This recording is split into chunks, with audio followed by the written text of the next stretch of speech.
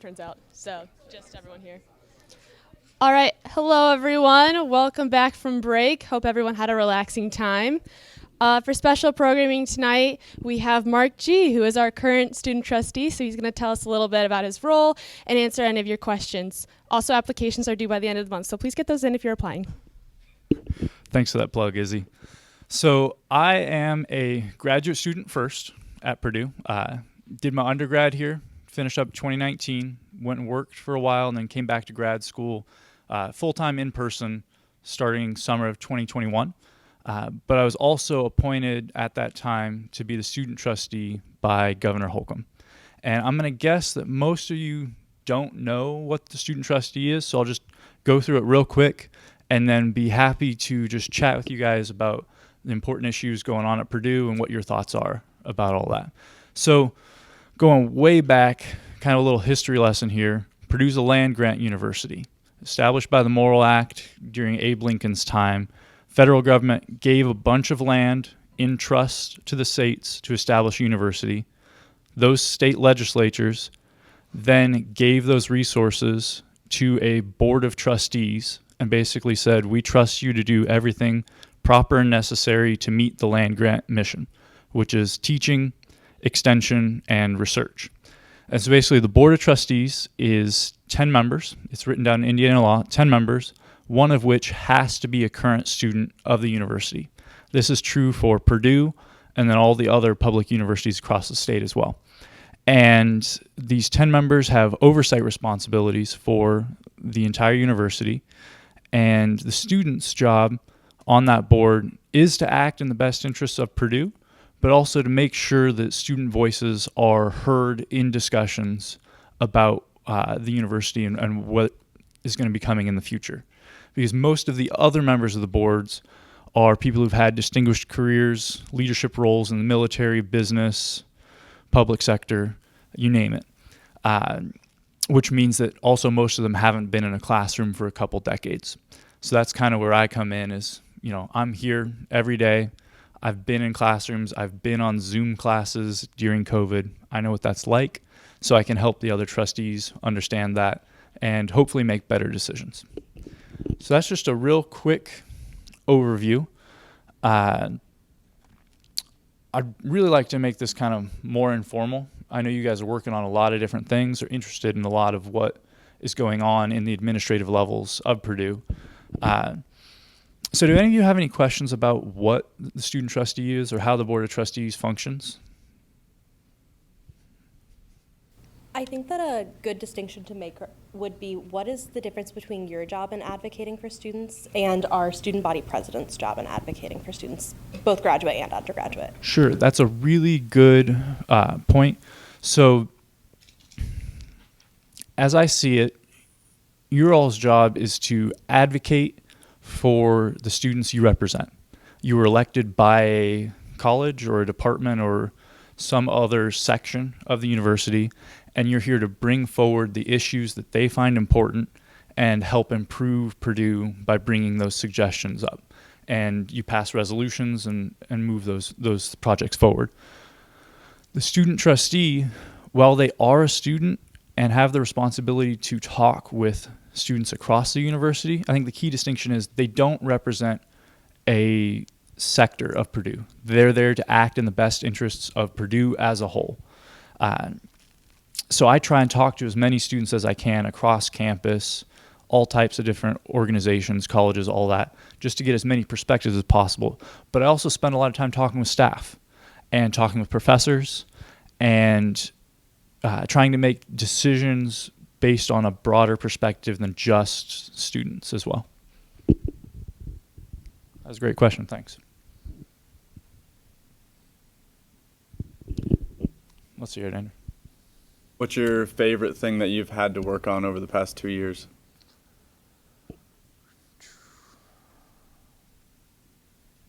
That's a good question. So it's been pretty wild. I don't know if you guys have noticed, but a lot's been happening. Daddy Daniels is moving on, and we got to come up with a good nickname for Mung Chang. I don't want to call him Hung Mung, but I've heard that one going around, so we got to come up with something better than that.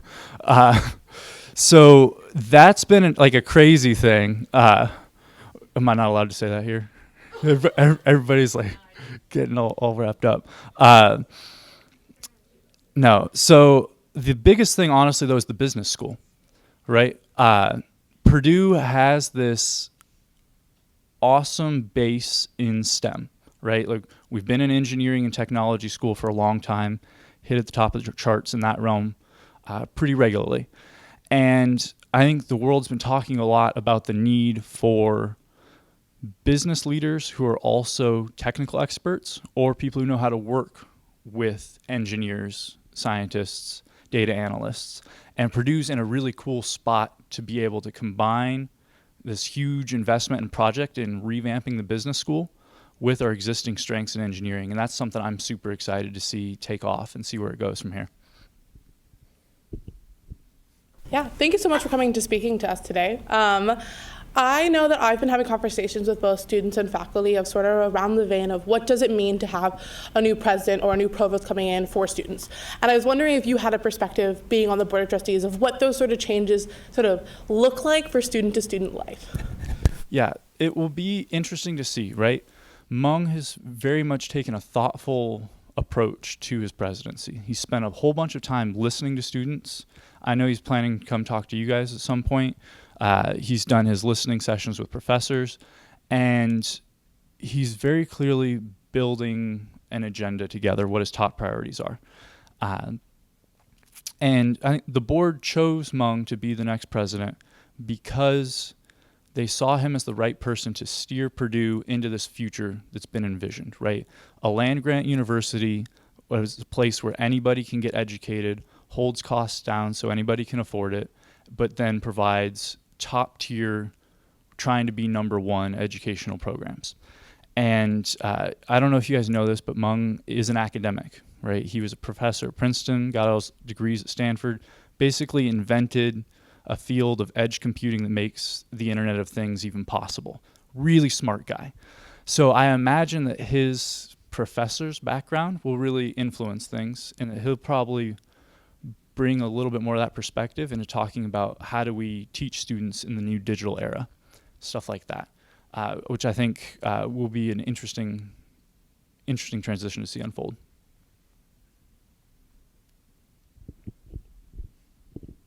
What kind of projects do the Board of Trustees work on?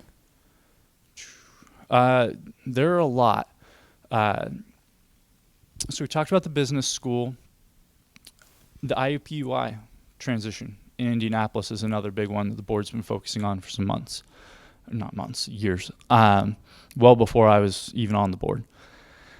And for those of you who aren't aware, IUPUI in Indy is splitting, and IU's getting a portion of it, Purdue's getting a portion of it, and we're incorporating it into the Purdue West Lafayette campus. So we're trying to envision all sorts of interesting experiences of what that could look like. Does Purdue build basically a corridor between Indy and West Lafayette where students can travel back and forth on public transportation? Do we establish a residency internship co-op program in Indy so you could maybe do your junior year study away and actually be in a downtown environment, lots of things to do, work for your employer of choice while also going in your classes? There's a lot of ideas there. That's a big one. And then let's see, what are a few more? Dorms is another big one. Purdue's been growing like crazy, right? We all feel it in the dining courts, in the gym, everywhere else. And back when the growth started under President Daniels, there was a whole bunch of extra capacity around Purdue because the previous president had actually shrunk the student population. And now we're kind of evaluating, do the pants still fit, right? We've grown. Do we still have enough capacity to handle all these students? Where is that right size? And that's not an easy question to ask because, do we need 10 squat racks for every person in the co-rec? No. Do we need one to be available, as soon as you walk in the door? Maybe not. Do we want a line that's 10 students long? That's too much. So trying to figure out where that line is another project we've been working on. Speaking about growth, I know you keep referencing dining halls and the co-recs, but especially in the dorms, it is definitely getting crowded. There was an issue earlier this semester where a lot of students wanted to live in the dorms, and then they had already reached capacity before the window had closed. Could you speak a little bit about how the board addresses those issues, or how they consider the growth of Purdue into that equation? Yeah, 100%. And I think that also might highlight a little bit the differences between student government and the trustees that you were referencing earlier. So no question, the dorms are crowded right now, right? We have more people that want to be living on Purdue than currently we have space for. And if you look at that in a narrow window of what we're experiencing right now, you would say the decision is obvious: build more dorms. However, the trustees have to look at what is Purdue going to be like 10 years, 50 years, 100 years from now, and make the right decisions to ensure that we're still a top-tier university. And there's a couple of big factors that give you a moment for pause. There are many fewer students who are going to be graduating from high school in Indiana and across the country starting about 3 to 5 years from now. There was just a cliff in births, so there's going to be fewer students who are applying to colleges. Actually, you're already seeing this in that a lot of schools like Valpo and others and regional campuses are struggling to get enrollment, and some of them are closing. We don't want that to happen to Purdue. And specifically, each time we build a dorm, it's about $100 million to $150 million. And if you saddle the university with that much debt for a current demand, but then 5 years from now, there's not enough students coming to Purdue, that's not acting in responsible fashion. So that's kind of the decision point that people have been wrestling with for some years here now. It's become obvious that Purdue's success is basically it's buoying our enrollment. Because Purdue is so successful, students from Illinois, Texas, California, wherever else want to come here to Indiana. So even though there's that cliff of Indiana students from outside the state will probably still allow us to maintain our enrollment. So that's actually why Aspire was purchased recently this last semester, and the board is now looking at building another dorm. We've not approved the dorm. We've approved the planning process. So figure out how to build it, how much would it cost, looking to go near Meredith and a few other locations on campus. So it's looking like we're comfortable with that decision, that we'll be able to keep our enrollment steady. But it was a big risk, especially over the past 5 years when we weren't sure how successful Purdue Moves was going to be. Once again, thank you for coming and talking to us. Aside from housing, another, big deal that I've talked to students about is parking. I was wondering if you know anything about, because of all the construction going on, especially around the Ross State Stadium, that whole side is closed off. Students can't walk down it, so they have to park and then walk around it. I was wondering if you knew anything about a potential change in parking or whatever it is. I know the Armory lot was changed to only university staff can park there now. Yep. In the gravel lot. I just didn't know if you knew anything. Yeah, so parking is actually the number one thing I hear about from students. And so I've thought about it and looked into it quite a bit. We want Purdue to be a pedestrian-friendly campus, right? We all love walking around the malls, not having to wait for the cars, just go where you want to go. And a school that has sufficient on-campus housing can easily be a pedestrian campus. So answering that first housing question is really what comes first, and then comes the parking question. So our answer to the parking question first is we're going to make sure we build enough dorms and have enough capacity so the number of cars competing for those spots is less. But you're right, as we're building and expanding this campus, we're eating up the gravel lots and taking up the spaces. So at some point, we're going to have to look at where else can we put more parking spaces out in the surrounding area, and probably have a shuttle in from the lots or something like that. This is just a clarification Yeah. On the comment you made. I guess, what do you mean by having a dorm would decrease the fighting over the parking spots. Because to me, I mean, if you move 2,000 more people on campus, at least 500 of them are going to want to park somewhere around campus, regardless if they're out of state or whatever. But wouldn't that increase traffic flow for spots that aren't available now? It all depends on how many students in that dorm bring a car to campus, right? The ideal for the parking situation would be every additional dorm bed we build takes a student out of an apartment and they come to campus without a car or they leave their car at home, right? But I would say even of those 500 that move into the dorm and bring their car with them, they were already using their car when they lived off campus in an apartment anyway, so that's not increasing the competition. And then the 1,500 students in your 2,000 student dorm who aren't having their car on campus anymore because they can just walk everywhere will hopefully reduce the congestion problem. Yeah. Is the Board of Trustees planning on utilizing any survey data to support this hypothesis, just out of curiosity? 100%. That is like my interpretation of it. So you all probably know Mike Klein, or at least some of you do, physical facilities. His team is incredibly data driven. So when I say we've authorized a study, they go in and they spend a lot of time surveying students, measuring traffic with the little meters and all of that to get data-driven decisions about, is this actually true? And also, I'm not a traffic expert, right? So like my theories about what will reduce parking and what won't reduce parking, maybe not as good as Mike's. So usually we defer to the experts for technical details about how you want to do something like traffic routing. What does like a typical meeting look like, and what do you have to do to prepare for that? Sure. So a typical meeting is usually a 2-day session. There's a Thursday executive session, which is private. And in that private session, things are talked about like hiring, firing decisions, what land Purdue is thinking about buying or building on. You don't want to discuss that publicly because if someone knows that Purdue wants it, the prices will go sky high. So those kinds of decisions are made behind closed doors. And then, you know, speculative like legal agreements and like strategy for something like that are discussed Thursday.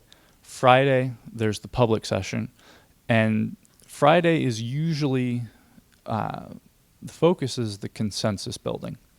So the board very much operates by consensus, right? It's not one person charging ahead. And I think you all are familiar with that. You got to bring people along. And so many of these big decisions for Purdue, you want input from all over the community. And by the time it's reached that final vote, everybody's had time to look at it and talk about it, oftentimes for years. And the experts have weighed in, and that's formed the final decision. So usually the Friday session is about discussing the important matters for Purdue. What other input do we need from the community? And then reviewing inputs from Mike Klein or Chris Rule or other administrative departments to make sure that we're all in agreement about the next steps Purdue's going to take.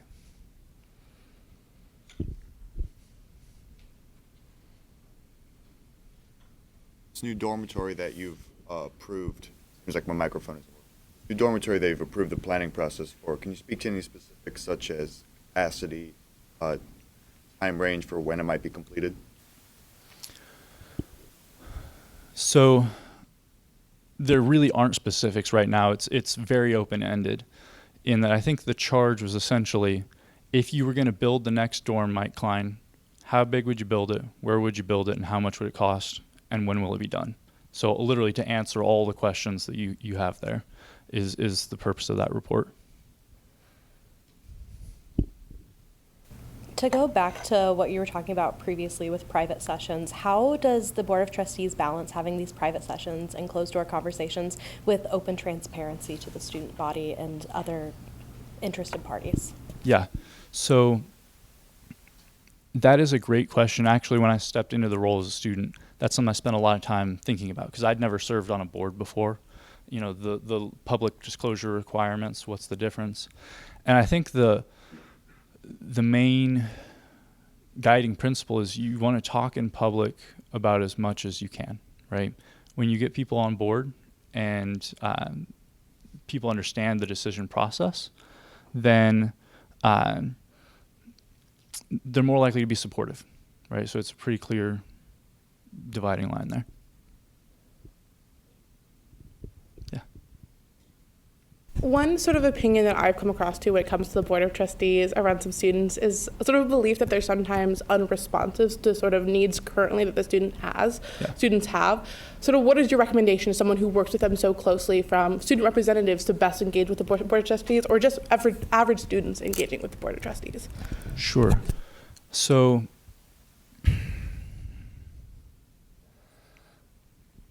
that's a really good question. I want to think about it for a second and make sure give you a thoughtful response. From my perspective, the board does move slowly. And I think the reason for that is that they are making institutional level decisions or institutional level change. And that's not something that you want to do lightheartedly, right? Our institutions in the United States have been created over a long time with some careful thought. And there's no question that we can continue to improve them, but you don't want to burn it all down and start over from scratch. There's a lot of great things going on here at Purdue. So when I see issues that students are really passionate about, there's oftentimes a desire for action immediately, oftentimes even within hours. Where's the response from the university? And simply they put more time and thought into it than that and talk to a lot of different people. And so that I understand the desire for something to happen instantly. And I think, you guys can all draw on your personal experience here, right? Moving something even through University Senate or Student Government Senate takes way longer than you ever would want it to. And that's just an artifact of the consensus building process.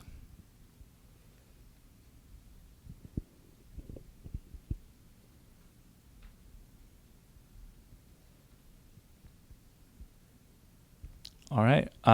If that's all the questions, I really appreciate you guys taking the time. We'll put one more plug in. So student trustee is a 2-year term. I'm about 6 months away from the end of my term, and we're selecting the next student trustee. It's a committee of student government members. Izzy knows better than I do who all is on it, but it's student government, both from this campus, the regional campuses, a few members of the administration, and myself. And applications are due January 22nd. All the information is on the Purdue Board of Trustees website.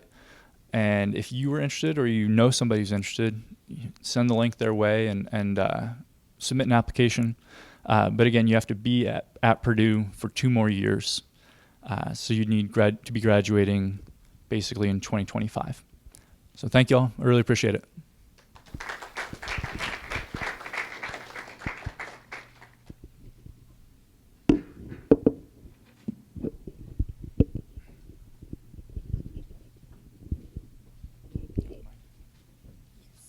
Thank you very much.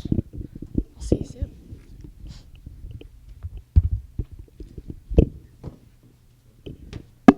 Okay, so we have a new senator. Would you like to come down? We're gonna swear you in. Yes. 2. We have 2 new senators.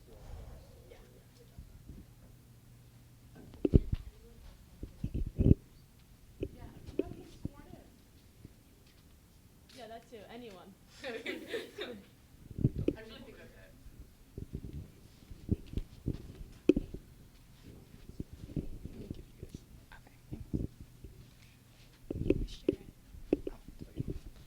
Like right. Yeah. All right, just repeat after me. Raise your right hand. I state your name. I, Brooke, I, Eric. On this 11th day of January 2023. on this 11th day of January 2023, Swear to abide by and uphold.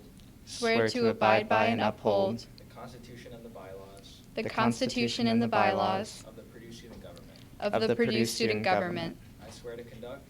I swear to conduct All legislative business. all legislative business With the utmost integrity. with the utmost integrity And with the best interest of Purdue University. and with the best interest of Purdue University And its student body. and its student body As my main objectives. as my main objectives. Congratulations. Thanks.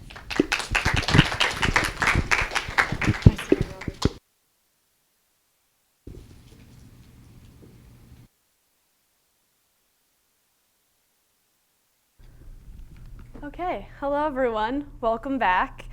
At 7:36 p.m., I will now call this meeting to order. So if you are a visitor, please state your name and your reason for being here, if we have any. My name is Kathleen Martinez. I'm a photographer with The Exponent. Liam Alford, reporter, Purdue Exponent. Perfect. Welcome, everyone. Now we will move into proxy reports. So if you are a proxy, please state your name and the senator you are proxying for at this time. Connor McNabney, proxying for Joshua Sexton. Alrighty. So hearing no more proxies, we can move into roll call by Secretary Friend. Senator Ferguson. Here. Senator Mariani. Here. Senator Hampton. Here. Senator Terrell. Here. Senator Scudder. Here. Senator Brown. Here. Senator Kirkendall. Here. Senator Diaz. Here. Senator Wheeler. Here. Senator Dodona. Here. Senator Bottini. Here. Senator Conrad. Here. Senator Alexander. Absent. Senator DeLucia Green. Here. Senator Famua. Here. Senator Ackerman. Here. Senator Toshik. Here. Senator Bowman. Here. Senator DeGuzman. Here. Senator Kirsch. Absent. Senator Adam. Here. Senator Johnson. Here. Senator De Silva. Here. Senator Liu. Here. Senator Woodruff. Here. Senator Oriani. Here. Senator Rigney. Absent. Senator Robinson. Senator Yax. Senator Jane. Absent.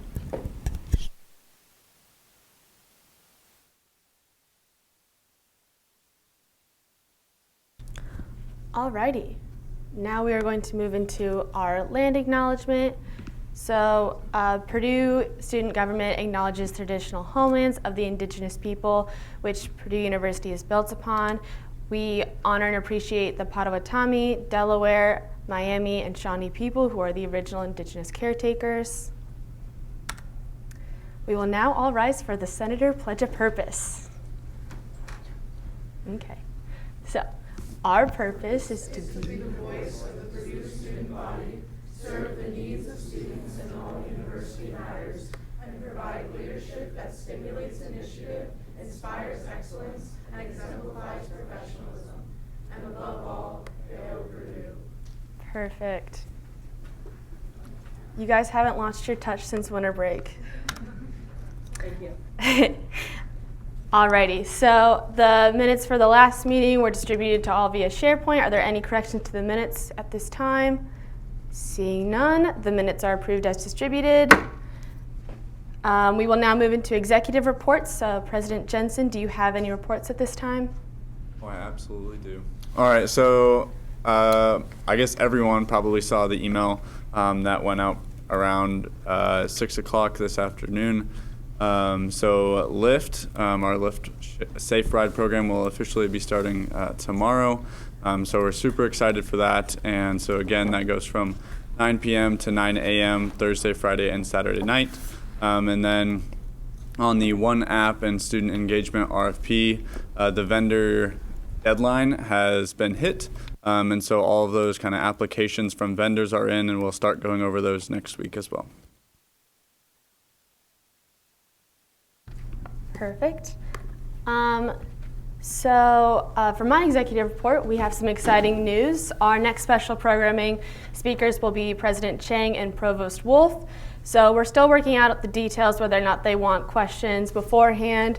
But either way, please start thinking of questions, because I might ask for those in advance. But we want it to be a really good discussion, because we have two very big names on our campus coming in. So yay that. Also, like we said before, if you're interested in student trustee, please talk to me about it. All right. Now, Chief of Staff for Regby, do you have any executive reports? No, I do. All right. So Committee stuff is moving. Let's see. The most important thing that I do want to let you guys know about, you'll be getting an email about this shortly, is next week, Wednesday from 7 to 9 in Walk 1018. We'll be hosting kind of like our spring retreat in a sense. It's called the Purdue State of the Union. This idea was sort of kind of brought on by Deputy Chief of Staff Lewis. Yeah, there we go. Essentially, this event is really just meant to be kind of like a call to action. Here's what we're doing. Here's sort of the roles that we have. Here's what all the other branches are doing. I would really recommend everybody involved, in PSG, regardless of if you're a senator or a clerk or a justice, to attend.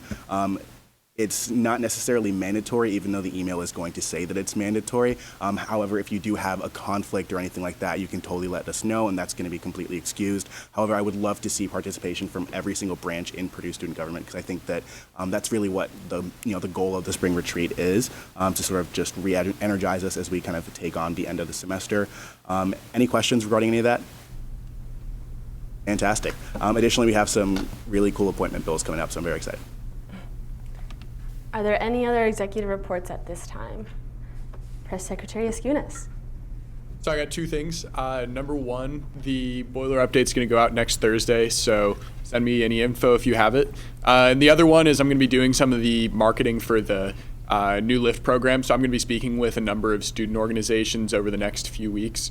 And so I'll probably be reaching out to people pretty soon, but if you have contact information or you're in a large organization and you'd like to have me or somebody else come and speak with them about the program, please let me know. Perfect. Pro Tem Ferguson. Yeah, so a few things we didn't get through at caucus. One big event that's also coming up is our Mental Health Action Week, and every standing committee is going to participate. So, and we really do encourage that you all would want to participate, like in other orgs that you're a part of, etc. So please, if you have any questions, Jaden is here, as well as just reach out to us and just expect that that's coming up. It's going to be the week before spring break. Please update your Senate duties spreadsheet from last semester if you haven't already. There are a lot of empty spaces on them that I know you guys did them and just didn't fill out the spreadsheet. So pretty please do that, as well as fill out the check-in when-to-meets that have been sent to you a few times, both via Slack and in your emails, and that schedule will be coming out by the end of the week. Thank y'all. Lovely. Any other executive reports? Treasurer Wiseman? As always, you can check out the budget in the SharePoint, see where we are. Just a reminder that every college and every standing committee has funds allocated to them. Shout out College of Ag for using some funds last semester, but all the other colleges, you still have money sitting there that you can use this semester, as well as the standing committees. MHA is a great opportunity to do that, use those funds up, because we lose them at the end of the year. Just please reach out to me if you have questions or before you do start spending any money, so we can make sure we're following all of the rules. SOGA Period 3 applications, so those are grants for student organizations up to $15,000. Are due this coming Tuesday, January 17th. That's funding events March through May, so basically all of the spring semester. So anyone in your colleges, student orgs looking for money, that is a great opportunity. And then lastly, the big one, I think Mike sent out a campus-wide on Monday that everyone should have got, that the SFAB application is due Wednesday, February 1st. These are for grant requests from $15,000 to $100,000, and it does not have to be a student organization. It can be any initiative on campus that's backed by a fiscal agent. So that can be a department or a school or student organizations as well. So that's a great chance if you have an idea for campus, to apply for some funds for that. I'm happy to answer any questions, or Mike as well, if you have SFAB questions. Fantastic. Any other executive reports at this time? All right, seeing none, we can move into committee reports, starting with internal affairs. Just one big announcement, really. Internal affairs is working on a big rework of our governing documents right now, moving a lot of stuff into court standing rules, Senate standing rules, as well as writing and creating cabinet and BOD standing rules, two separate documents for those. That will be our big project most of the semester. Smaller thing right now, if anyone hasn't, please get your office hours scheduled soon. If anyone has any questions about that, feel free to DM me. nice. Financial affairs? Yeah, so small grants are still trucking along. This upcoming meeting, we have a couple to review, but then we're also going to talk about maybe our MHAW event or putting on an event this semester is what I wanted to propose to the committee. So we'll discuss that and then talk about it, and hopefully we'll have an update the next time. Campus and student resource affairs? So our committee is doing good, sending lots of enthusiastic messages. We're working right now on just getting a meeting time because we all have very different schedules right now. We still have a to-do list left over from last semester, so initiatives we started, and maybe we were waiting on data from faculty, or we're working on survey questions right now to like tackle a bunch of questions we have about like our little initiatives. So I'm really excited about that. And then obviously we're gonna have to plan an MHAW event. I'm challenging the other chairs now. Our MHAW event's gonna smash your MHAW events, so start preparing for the disappointment in your own events because ours is gonna be the best. All right, university and academic affairs. Yeah, nothing much from our ends. We just figured out a time for everyone to meet. So this upcoming weekend, we're actually going to figure out what our MHAW event, well, at least like have ideas for that, and then just catch up with people that we talked to from the previous semester and make sure that those initiatives are on its way. And then do we have any ad hoc committee reports at this time? Yes, Pro Tem Tadana. Yeah, so Safer is still figuring out our meeting time for the semester. Hopefully we'll be meeting next week. We have that survey left over from last semester that we're getting some input on, like ensuring like non-biased questions from the university. So we're still going to go over that feedback and then hopefully submit that out there, as well as working with the legislation that we all passed and figuring out the best ways to sort of implement that and working with the university to find the best ways to do that. That's going to be our primary goal this semester. Yes, Senator Robinson. Yeah, so for the Black Boilermaker Experience Committee, I'm actually really excited. We have 2 interviews already scheduled, and I've gotten, my committee's growing a little bit. I have a cameraman now and someone who can edit, so that's going to be great. But yeah, we're super excited, and it'll be great. So more updates later, hopefully. Great. Yes. So Pride has solidified our meeting times. Anyone is welcome to join this upcoming Sunday at 4 p.m., I think. If you would like to come, text Slack me, and I will get you more details. We're also going to be tabling the next 2 weeks to advertise the survey that we're wrapping up from last semester, and that's going to go into the analysis phase of survey collection. And then I also want to plug that the LGBTQ Center grand opening is this upcoming January 27th, so not really upcoming, but just around the corner, and they are officially open to visitors, so stop in and check out their new space down in Hicks. Nice. You can plug it next session too, as well. Alrighty. Oh, yes. And then the Disability Ad Hoc Committee, we are working on a new meeting time for this semester since our old one doesn't work anymore.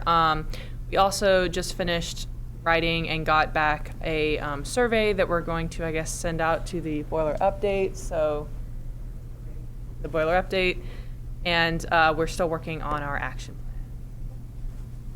Perfect. Are there any other committee reports at this time? All right. Oh, yes. I apologize. I didn't know how to formally go about that. But yes, whoever doesn't know, I'm the MHAW chair. But yeah, we are doing really well. Our second committee meeting is going to be tomorrow at 7 in Walk.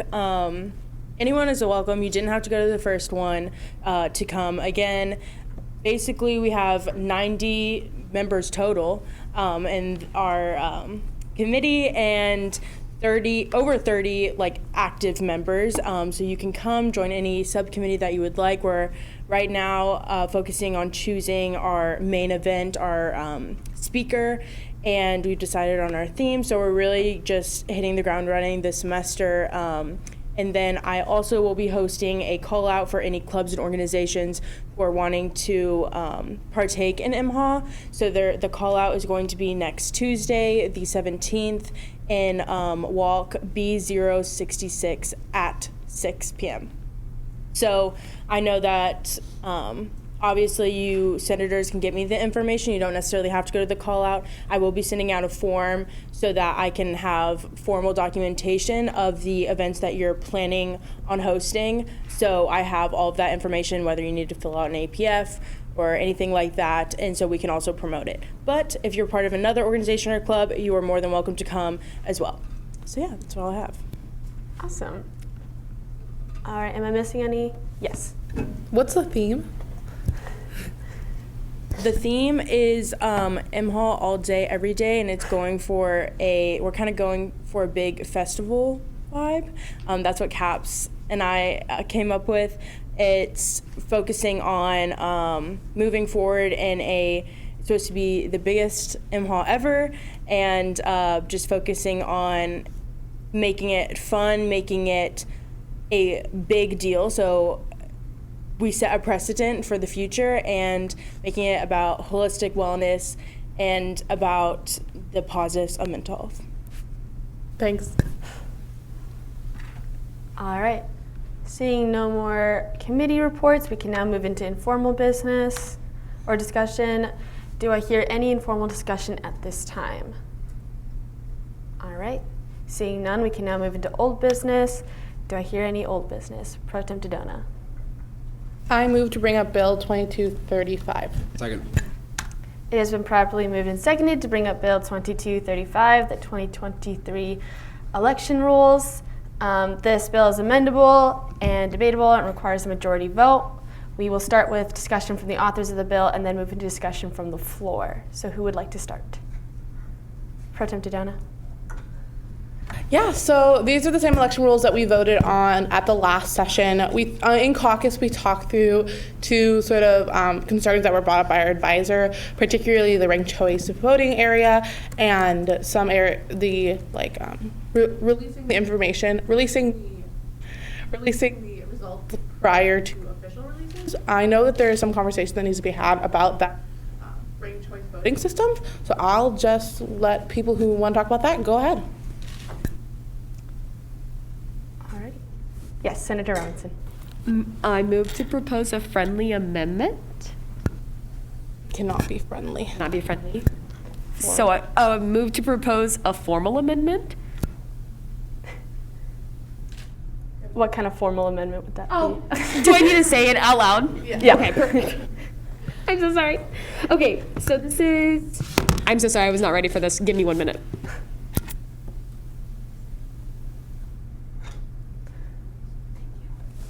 In the meantime, yes. So I just kind of want to talk about maybe my concern about the ranking system a little bit.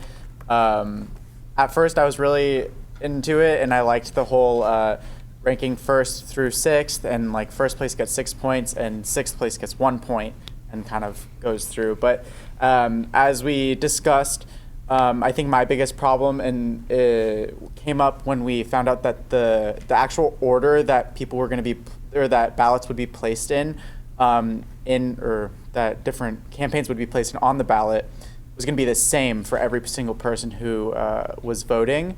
And I think that could cause a problem when people don't care for any other ballot, like any other campaigns except for just for one. So they vote that one person first, and then they just go down the list in the order and do 2 through 6 for the rest of the people.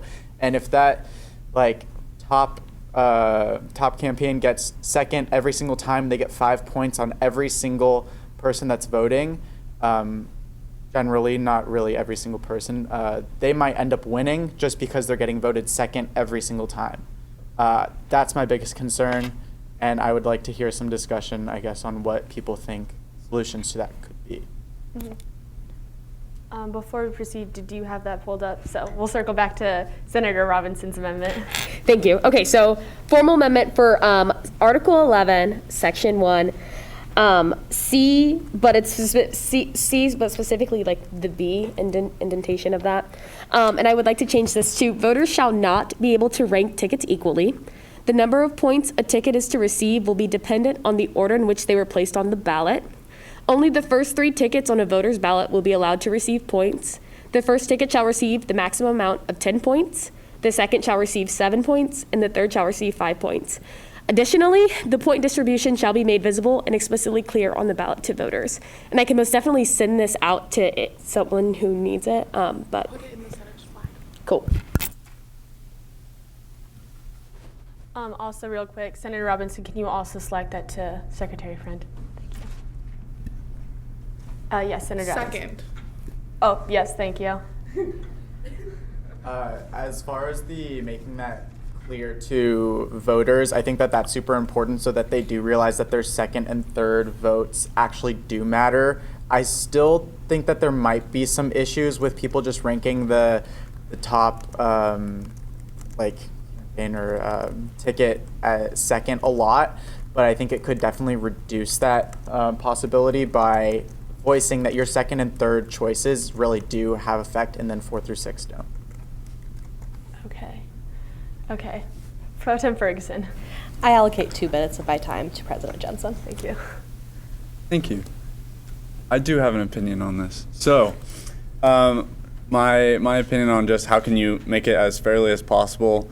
To a lot of Purdue's campus, the student body elections don't necessarily matter to them. And while it does matter to us, to a lot of campus, it does not.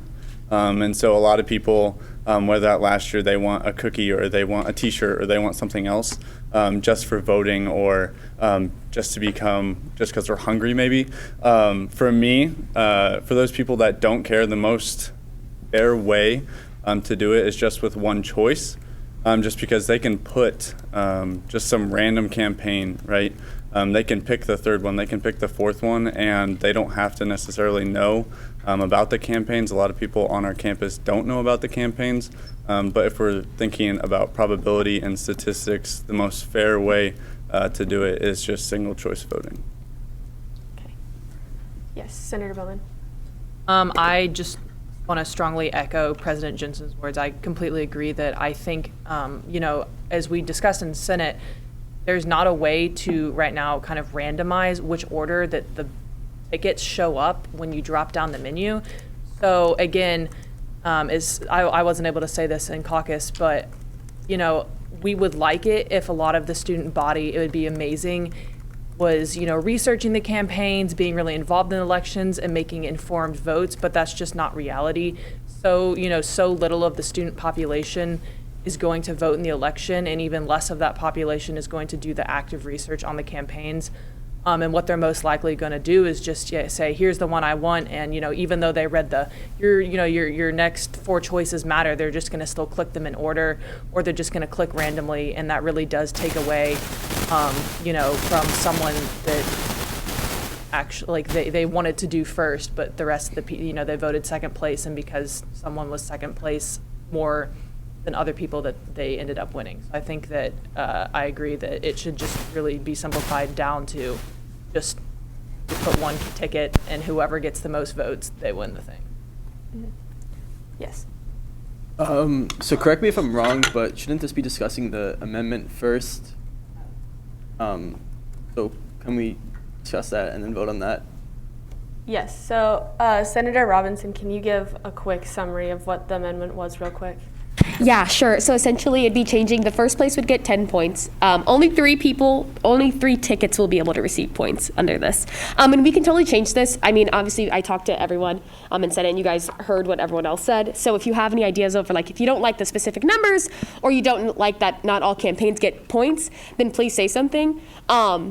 But essentially, yeah, I'd go from 10, and then the second ticket, who's voted second on a ballot, would get 7, and then 5. Does that clarify everything for people? Are there any questions that you have for me? I would like to answer them. Senator Brown? Yes, kind of on the number side of things, with 10, 7, 5, and the rest of them would get 0, do you think that would kind of offset it too much? Would it be like if 5 was the top, or some other number? I don't know what your thoughts are. I was just thinking about kind of the 0 to 10 is such a large jump compared to a 0 to 5. So my intention with this is that if you're voting number 1, that person should get the most points. Your first place should get the most points. So yeah, we don't have to do 10 per se, but I think I worry with 5 that it's too easily be able to be dissuaded, right, with other votes, and so that might be a problem. So between the 7 to 10 range, I think for the first place like on a ballot, I think would be manageable, and I'd be willing to change that if that's like something you want to change. But yeah. Did that answer your question? Yes, definitely. I'm fine with the 10. I'm just trying to like figure out in my head the number wise. Pro Tem Ferguson. Yeah, I also do want to point out to people that this would only be the case if there are 3 or more tickets. If there are less than 3 campaigns, then it would be single choice voting, like President Jensen was bringing up. Is there any further discussion on the amendment at hand? Senator Mariani? I also agree with President Jensen, actually. I think no matter the system used for... Well, last time we chatted, I didn't. But. My mind has changed since then. I think no matter the system for ranked choice voting, whoever's at that top choice is going to get a significant number of second place votes after whoever, as people have been saying, gets in contact with the person first. And whether that is they get 7 points or whatever, or even if we use the ranked choice system from last year, it's still going to skew that way. So I think if we want to take the most amount of randomness out as possible, it would be going down to single choice voting. And because of that, I would probably be voting no on Senator Robinson's amendment as it stands, because I would want to make an amendment to get rid of ranked choice voting altogether. Pro Tem Tadana. I want to say my support for Senator Robinson's amendment. There's have been a lot of conversations about. I think that this helps fix the issues with ranked choice voting, and I don't think it makes sense to completely throw it out, because I think the incentive is to allow for those. Even if your top choice candidate doesn't win, you still have a say in who gets elected. It allows for more civility, less negative campaigning, allows you to still have a say in the entire process. And I know that there's conversations about students not really caring, but I think we should build it in a way that still allows for students who don't really care to vote, but also takes into account that those who do care get to have that say that they want. So I think that this fixes sort of the initial problem with it, gives it a little more balance, as well as still has the merit that ranked choice voting has. Yes. Do we know how many students voted last year and what percentage of Purdue voted?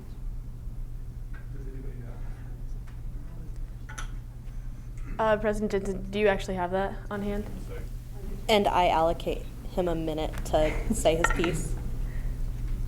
I think we're in a race. President Jensen and Pro Tem Tadana are both looking, so whoever gets it first, just raise your hand. But in the meantime, Senator Robinson. Yeah, so I think we can talk about single choice voting if we don't like this idea of ranked choice voting. But can we stick to a little, I'm willing to vote no on this. I want to vote yes because I think that if we all are in agreement that ranked choice voting is the way to go, this would be the best way to pursue ranked choice voting. But I don't know if it's possible to vote no on this and then maybe circle back to it, or if it's no, it's no officially, because I know there's some discussion that wants to be had about single choice voting.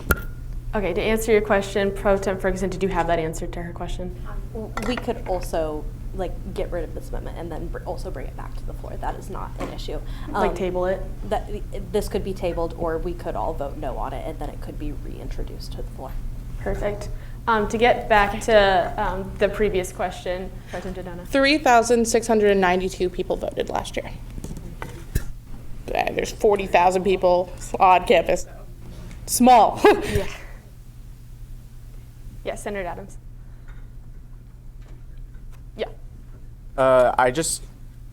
I don't really agree with the sentiment that it would be less negative. I think if I do agree that Senator Robinson's amendment is the best way to go about ranked voting, but I think single choice voting was probably going to be the best option if we just get rid of the ranked altogether.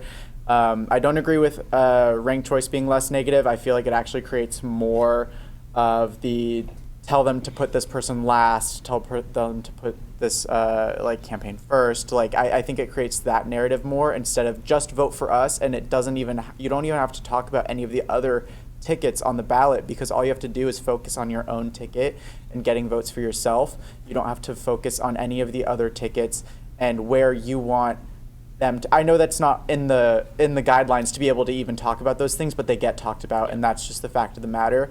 And I think it would eliminate that by only being able to vote for one ticket. Ferguson. I know that this has been a concern brought up by our advisor, Dr. King, of should someone, if we get rid of ranked choice completely and it's single choice voting, then someone may or may not have a majority of the votes. Or in our case, it was going to be like whoever had the most amount of points would have won. But if we go back to single choice voting, it would go back to percentages. And I know that that was a concern that Dr. King had. And I didn't know if, Mike, if you had any other insight on whether or not that would be an issue or any of her thoughts. Hi, everybody. So I am playing messenger for Dr. King tonight, so excuse me if I do not have all the answers.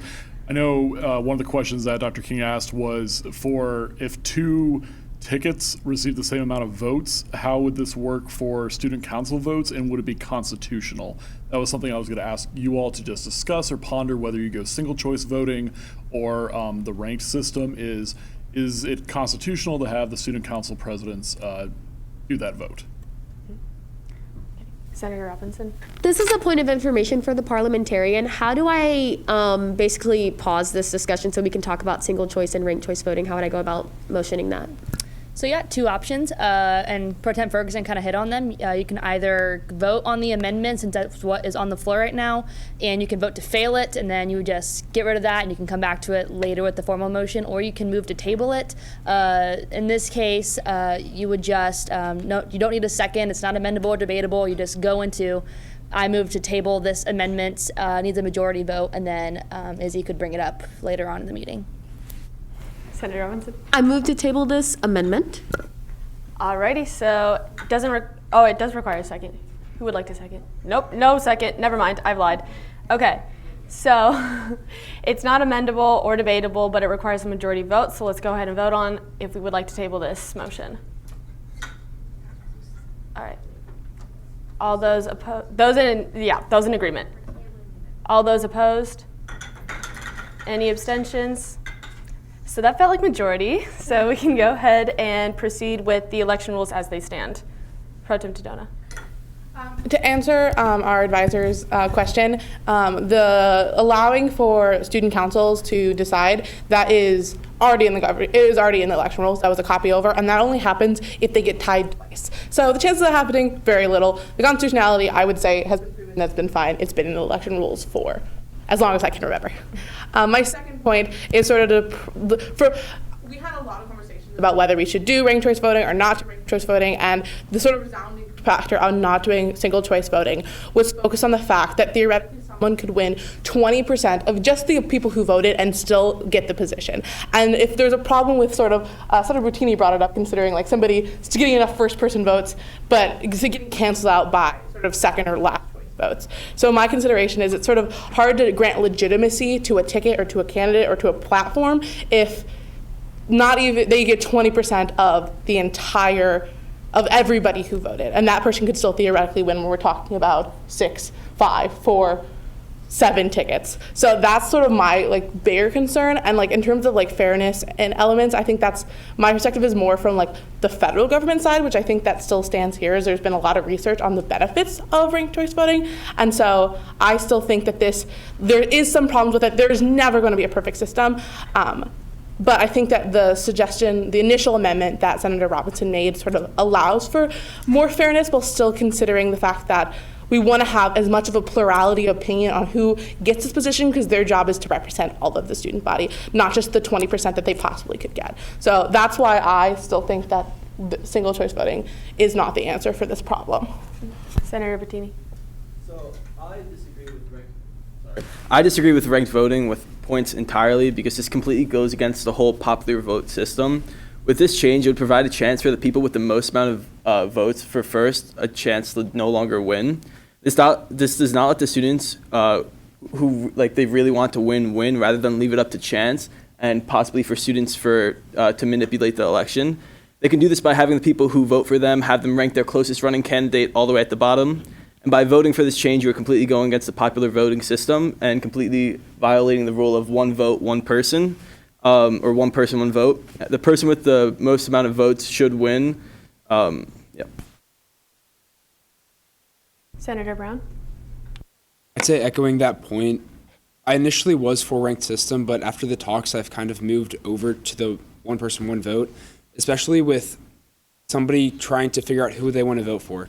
If you're told that you have to vote 5 people in a certain order, 6 people, however many it is, versus you're told you get 1 vote, I feel as though the person who's told that they get 1 vote might dig deeper into what each candidate stands for and have their vote matter more.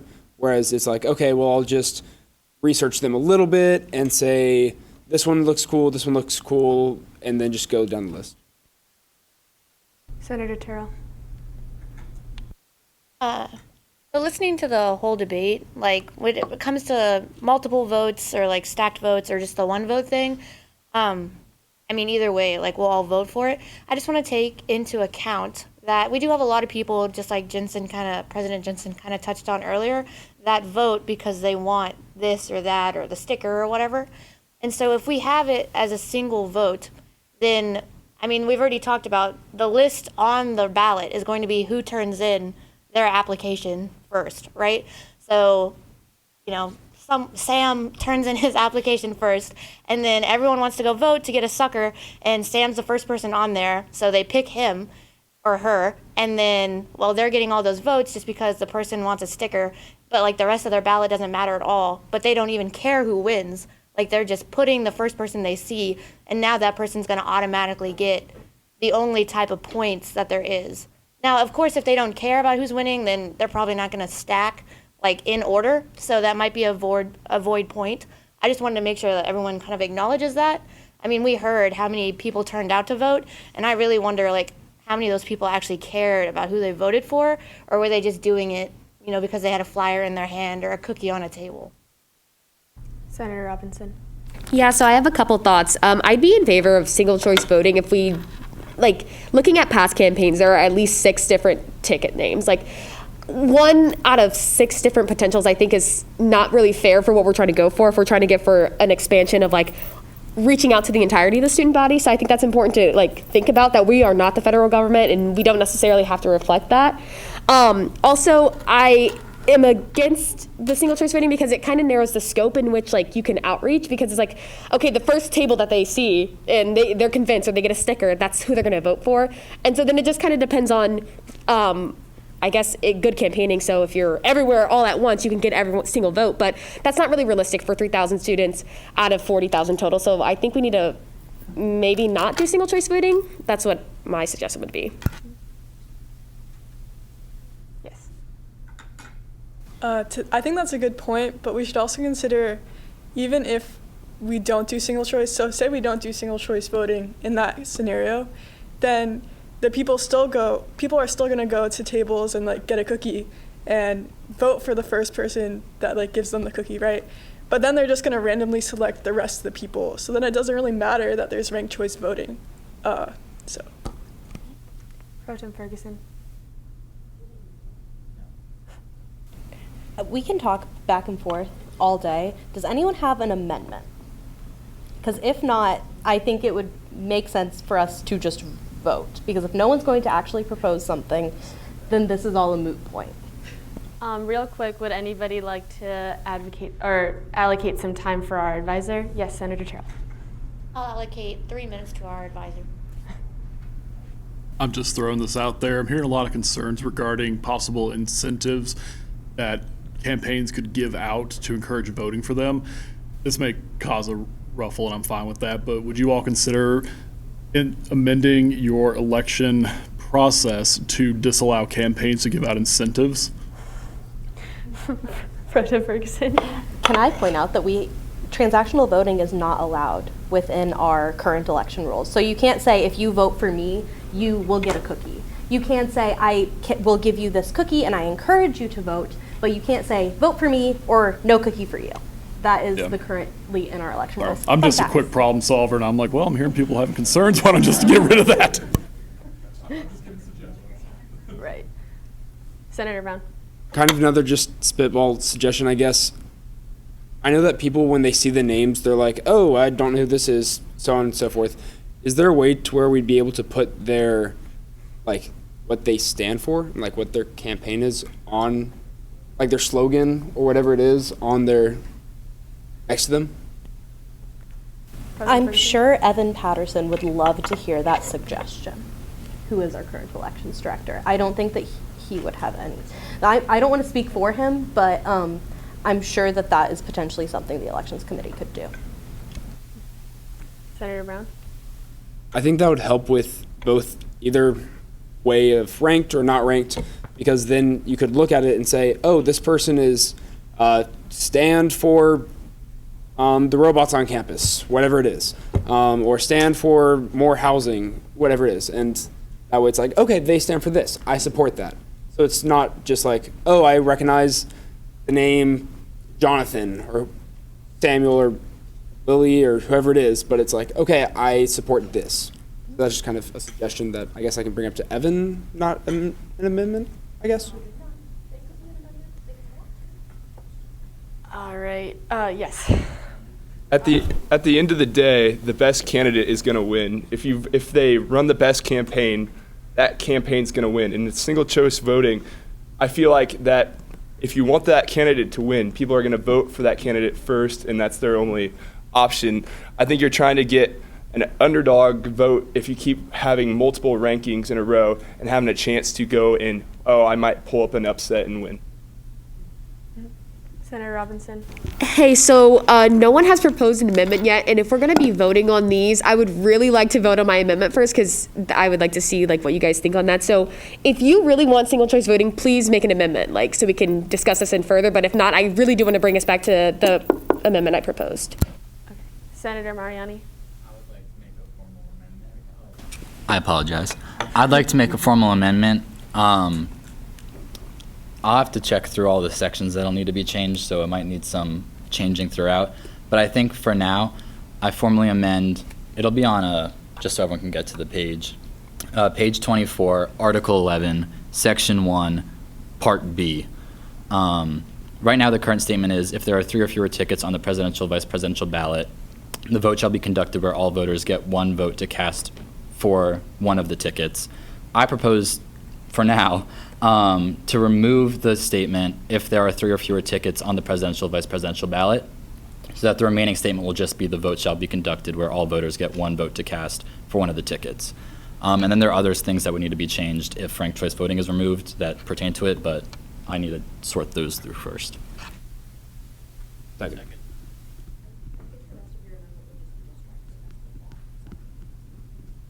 Yes, except for Part D, I think, which is in the case of a tie, which is why I wanted to be specific. Okay, I'll strike the rest of that section except for Part D, also as a part of my amendment. Sorry, Julia, that was bad. Second. Alrighty, so now that that amendment has been proposed, and I think I heard a second, correct? Okay.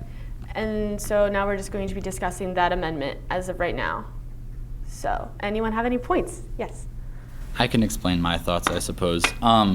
To address President Pro Tempore Dodona's earlier point about lack of a majority in the winner, that could still happen in our ranked choice system. They could still have a plurality winner, even with the weighted voting system. And second, I think you have to bring up the validity of the statistics, because as a lot of people have mentioned, most voters who are not as informed as PSG members themselves, or people that are somehow involved with members of PSG, are going to vote for the person. They're going to put the person first they interact with first, and everyone else will be random. So even if there's a lot of people for one person, that is not an actual real representation of the student body's thoughts on that person. So if the vote is meant to be the most accurate representation, or be some metric of what the student body thinks of the presidential tickets, I think single choice is the most representative, because even if it is solely a metric of how much can one ticket outreach in a certain amount of time, that is at least some measurable metric rather than just who's first in the ballot. Any other discussion at this time? Pro Tem Dodona? Well, I think the historical data is valuable, and I don't want to say that it means that don't think anyone believes that this election is going to be radically different from the last couple of elections. But that being said, I think that with the format change of a focus on an extended period for virtual campaigning, I think it might be unfair to say that the exact way it's happened in the past is the exact way it's going to happen in the future. And so I think with an extended campaign time of more of an online presence, which is now allowed within these election rules, that there's going to be more of a variety of opinions because of it's a less intensive interaction. It's more, there's going to be extended information out there for people virtually for a longer time, and so that sort of inherently allows for more diverse opinions on these different candidates. I'd also like to bring up what Senator Brown said. I think that this issue could be more, my opinion is that we should focus more on getting more information out there about elections and finding ways to ensure that people know about the candidates before voting, rather than sort of making an assumption on exactly how it's going to go within this year.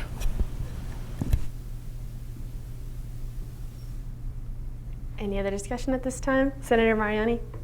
I would argue to that point, while hopefully students will be more informed this year with the other changes we have put in place, I think it's undeniable what has happened in the past. And so even if we can hope, and I do hope that students are more informed this year, I think it is still the safer bet to have it be single choice voting. And if maybe we do have a survey or something with the election, how did you find out about this? Is it from a person or is it from tabling or someone? And we can get that data going forward so that we can be more representative in the future.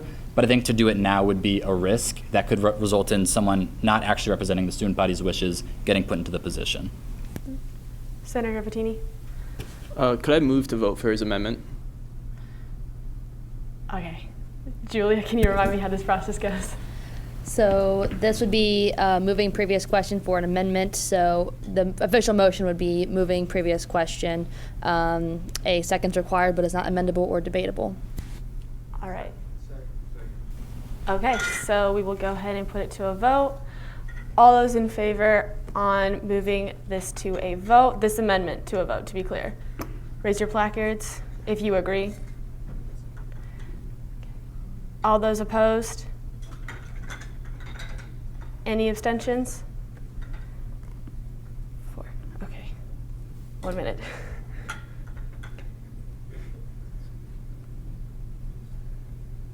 Okay. With a vote of 21, 1, and 4, we will be moving this to vote on this amendment. Okay. So, voting on Josh's amendment for there to be only single choice voting for this next upcoming election. Raise your placards if you agree. Okay, all those opposed? Okay, and any abstentions, please?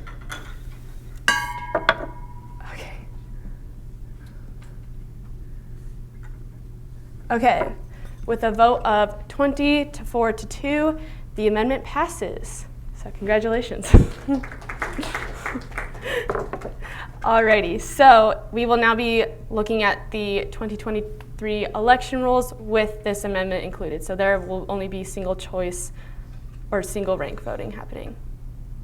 Correct? Yes. Any other discussion about these? President Ferguson? Senator Brown? Do we have to do anything with the tabled amendment, or is it just gone now, or what is, I don't know what the process is. Do we have to untable it and then vote, or we're just good?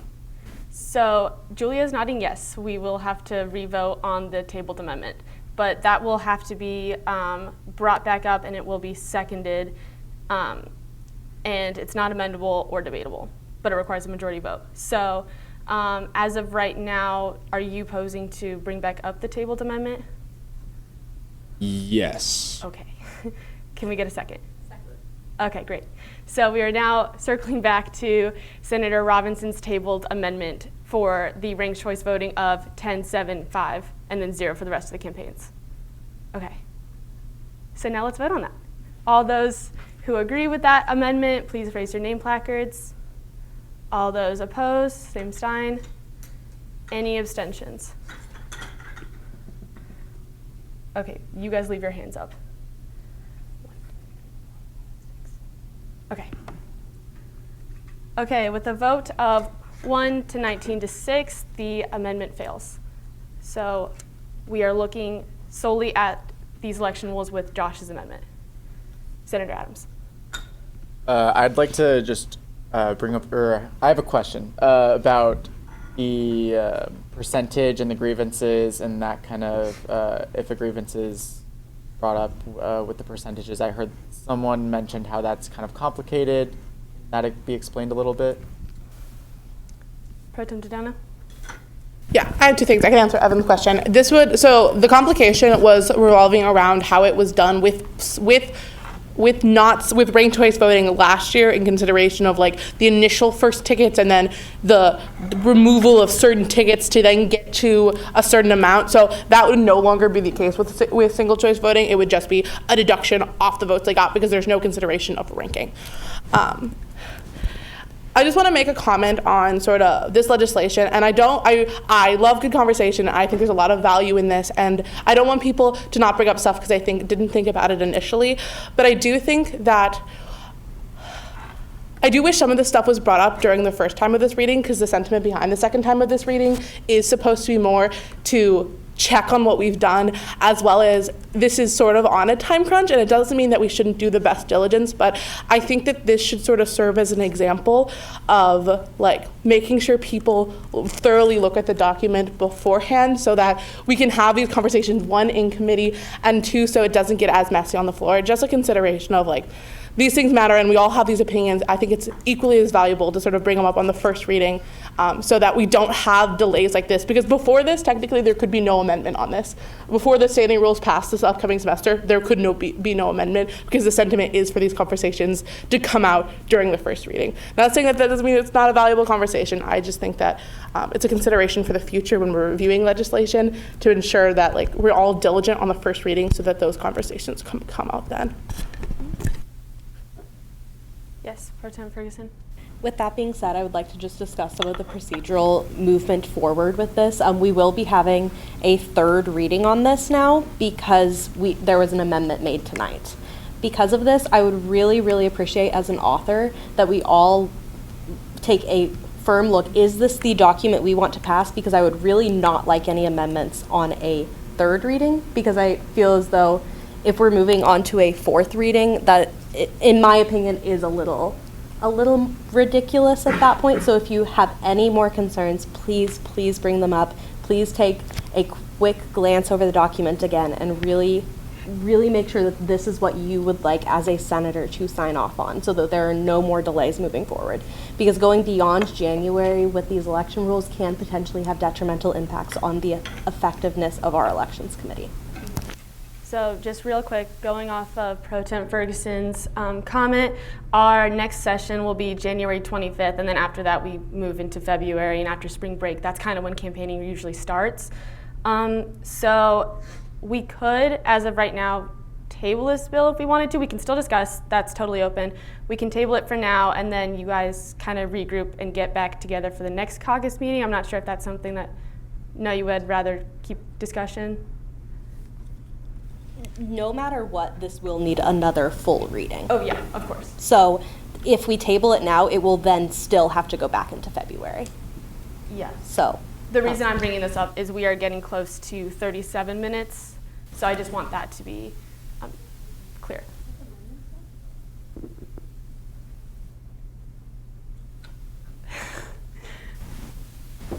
I'm sorry.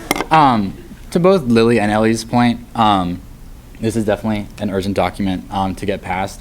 And that's why I think it's important to, and also to Izzy's point, we're reaching our maximum time limit soon.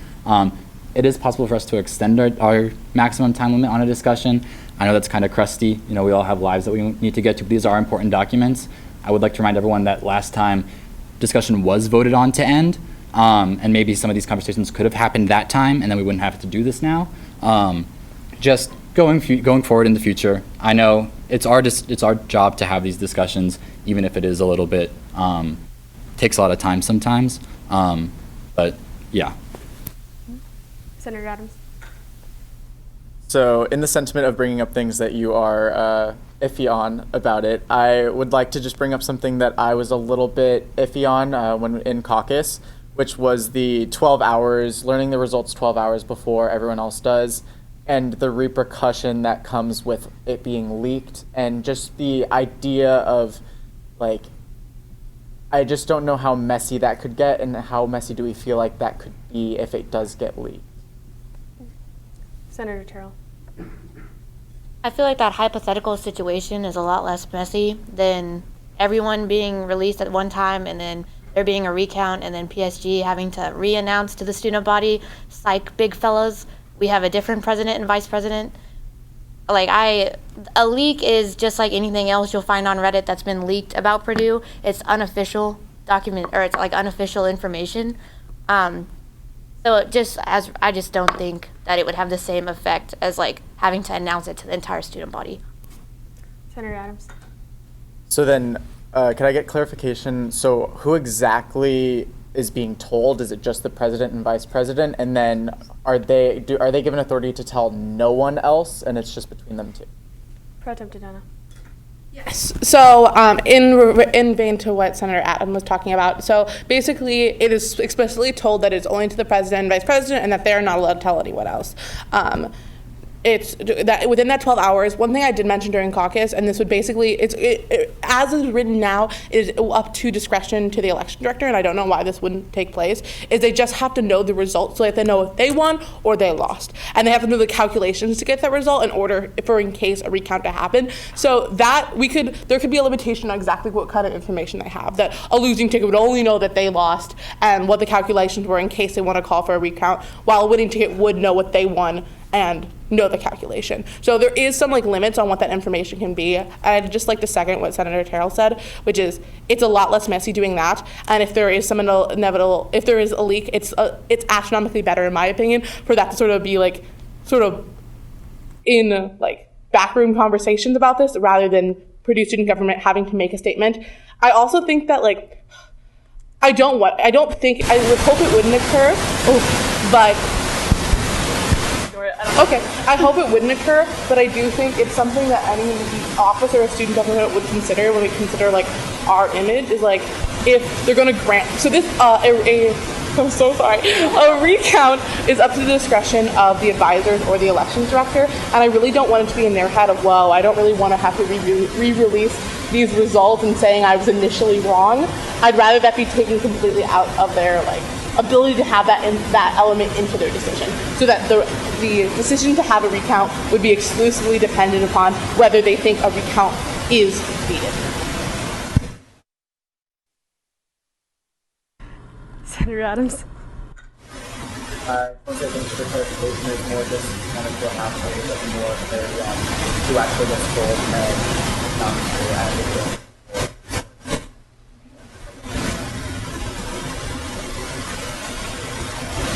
Would anybody like to allocate some time to our advisor? Yes.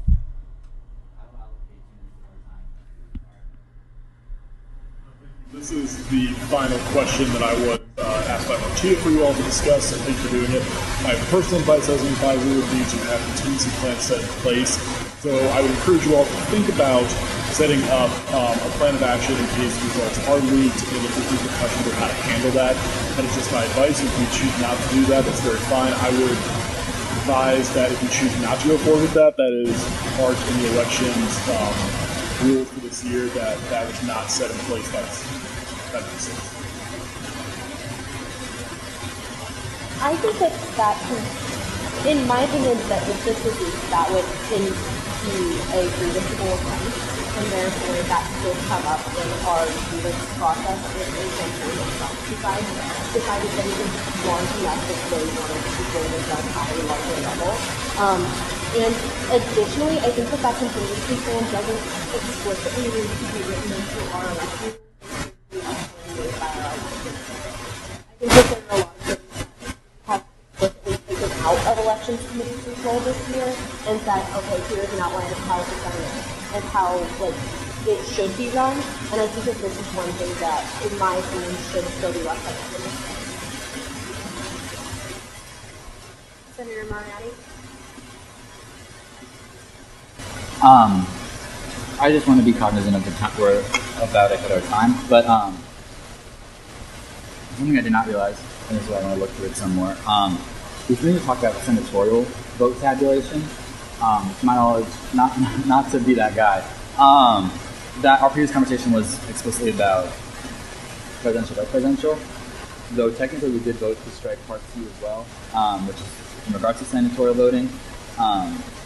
So, in lieu of that, I would like to propose a formal amendment to replace the previously stricken Part C with a new Part C that will say, the vote shall be conducted where all voters get a maximum number of votes equal to the number of candidates running, or 3 votes, whichever is lower, to distribute equally amongst senatorial candidates they can go to.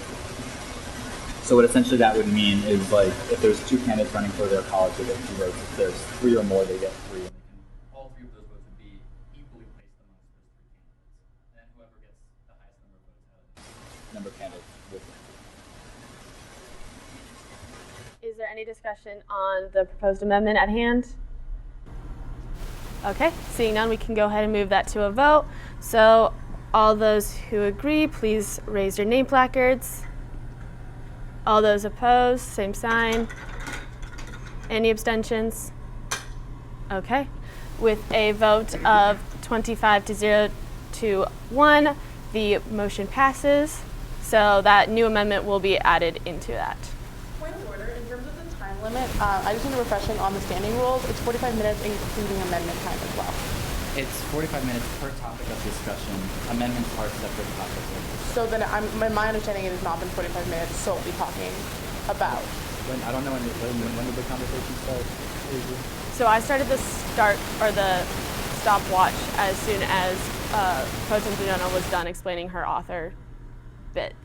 So then it would be 45 minutes. Right. Because. All right. So I'll be more cognizant of that in the future. All right. Pro Tem Ferguson. Unless anyone, I'm gonna let Pro Tem Dudona. I think that the point that Senator Brown brought up earlier on in the discussion had a lot of really good merit to it. We're doing ranked choice. I understand Senator Ferguson's perspective on letting the election committee. Good point.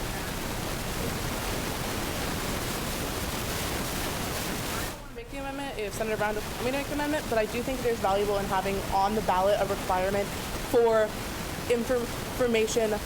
Like most campaigns will have an Instagram or a website. I think that having a link to get more information on the ballot itself has a lot of value. And so, unless there's any issues or disagreements on that, right?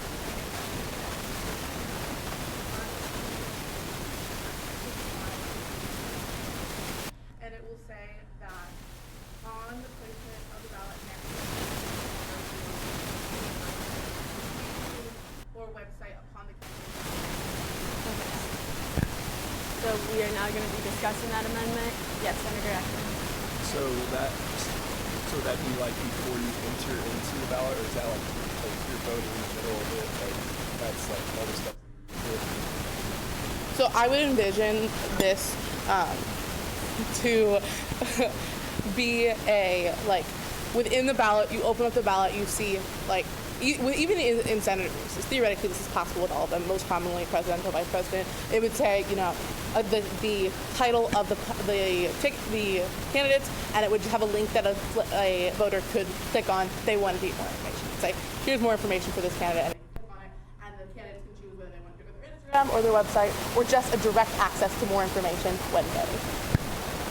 Senator Brown.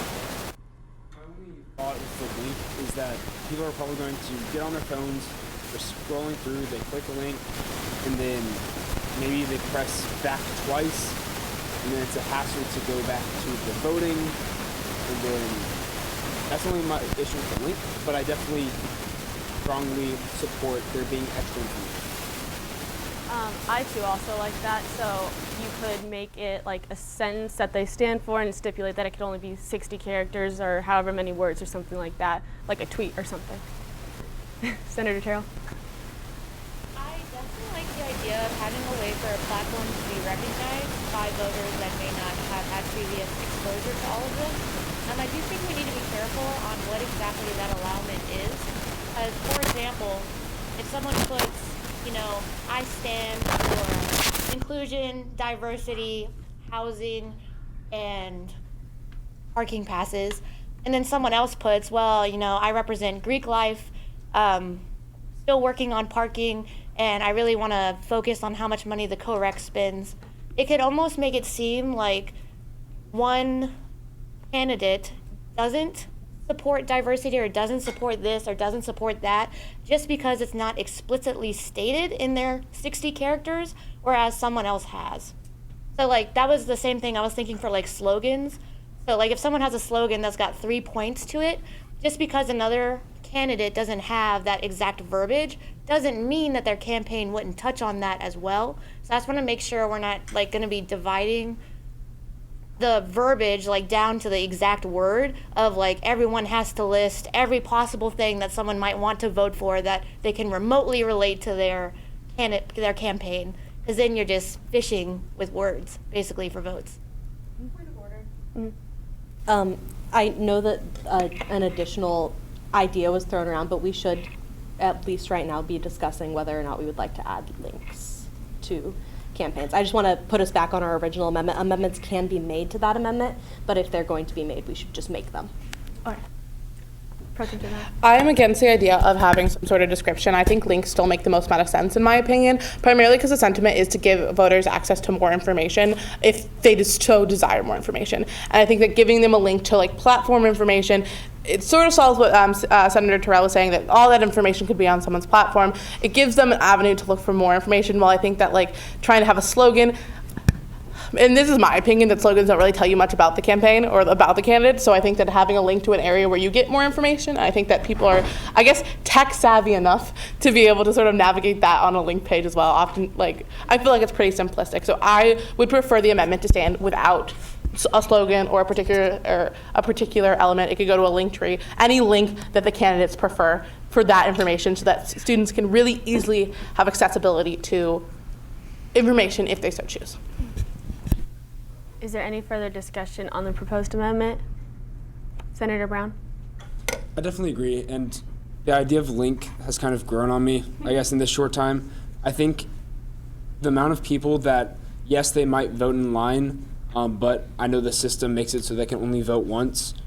I think the link is also sent out in an email to vote, maybe. So maybe on the table we can also add something like, make sure to check your email, so that way if they do lose the voting, they can just quickly go back and figure out where to vote. Senator Robinson? I motion or I move to previous question. Second. Okay, so that means that we will be moving to a vote on the amendment. Great. So all those who agree with the amendment, please raise your name placards. Point of order. Yes. We're voting to vote. Oh, thank you. All right. So now please raise your name placards if you are ready to vote on this amendment. All right. All those opposed? Any abstentions? All right. We will now be moving to a vote on this amendment. So now everyone who agrees with the amendment that was proposed, please raise your name placards. All those opposed, same sign. Okay. Any abstentions?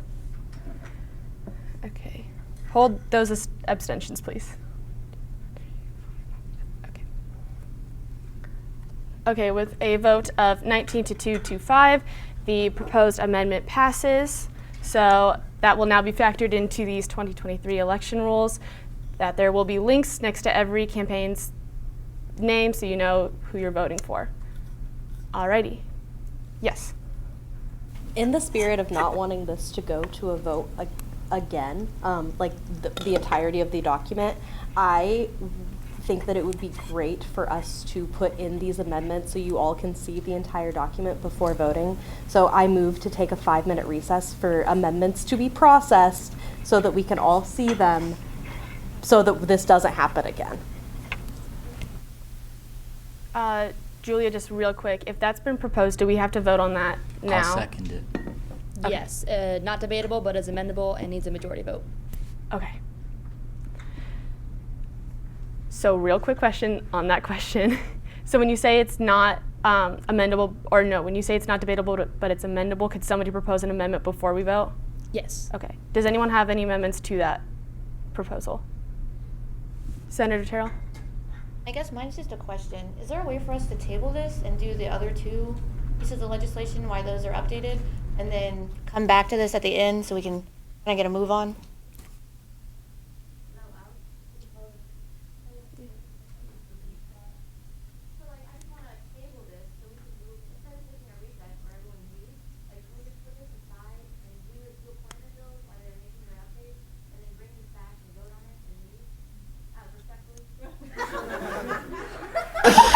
Point of order, I think this might be not in accordance, outside the scope of Robert's rules and more in accordance with our standing rules, because we'd be moving on to new business, that technically would require a change in our agenda to be able to do this, and therefore any change in our agenda would require a 15-minute recess. This would be a great question for our delightful and furiously typing Internal Affairs Chair. Point of order, we could just vote on this, take the recess, and it would take less time than figuring out this part. Okay, let's do that. So, Julie, do we have to vote on the recess? All right, and that's majority, right? Yes. All right, so all those for research or recess, please raise your name placards. All those opposed? Oh God, 1, 2, 3, 4, 5, 6, 7. So sorry, 1, 2, 3, 4, 5, 6, 7, 8, 9. Okay, and all those abstaining? Okay. One moment. Math. Okay, with the vote of 16 to 9 to 0, the recess will be had. Everyone please send your amendments to Katie. Yes. Alrighty, I hate to do this to everyone, but our recess has come to an end.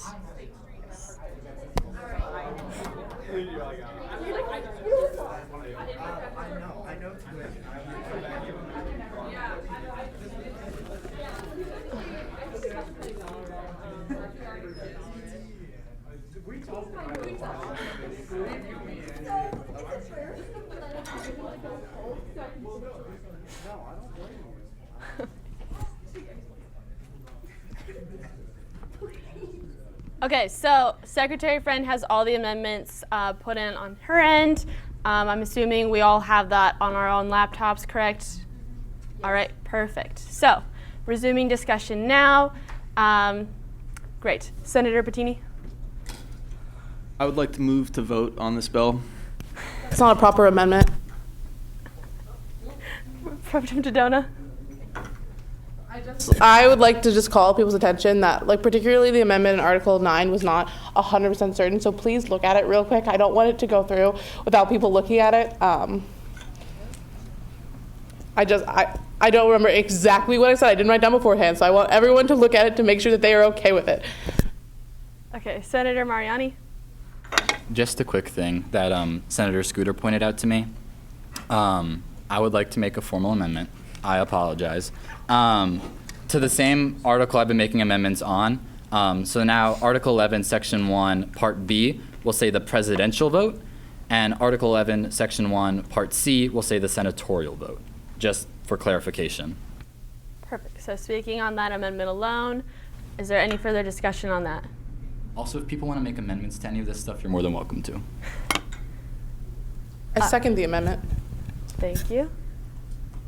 All right, so seeing none, we can go ahead and move to a vote on the proposed amendment. So all those who are in agreement, please raise your name placards. All those opposed, same sign. Any abstentions? Okay, with the vote of 26 to 0, the amendment passes. So that will be added in on everyone's end, hopefully. It's already been added. Great. All right, Senator Brown? Just a really quick thing on the link that was the topic about link that was added in Article 9, Section 1, Part C. My only qualm with it is that it says select a link to a social media page or website to appear next to their campaign. I think it might be better. I'm obviously open to discussion, but it'd be better if it was just open or left to the elections director and he or she, whoever it is, decides on what that link is to. Just to add a little bit more ambiguity so that way the elections director could be like, okay, we're all going to do social media. We're all going to do website. Okay. Open Senator discussion. Brown, was that an amendment or was that just a discussion piece? Just discussion. If people are like, that's a terrible idea, then I'm good. Okay. Senator Adams? I think it's fine how it is already.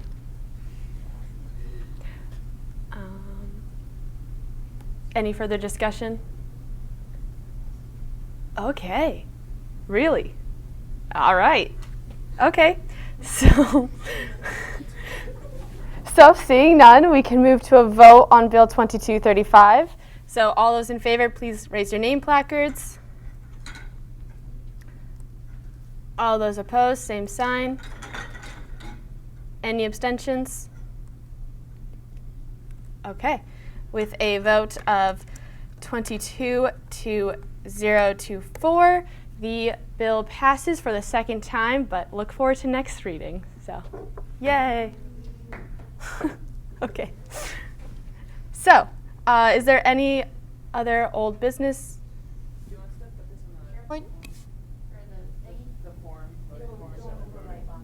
Yeah, I guess it doesn't really matter until the third reading, to be honest with you.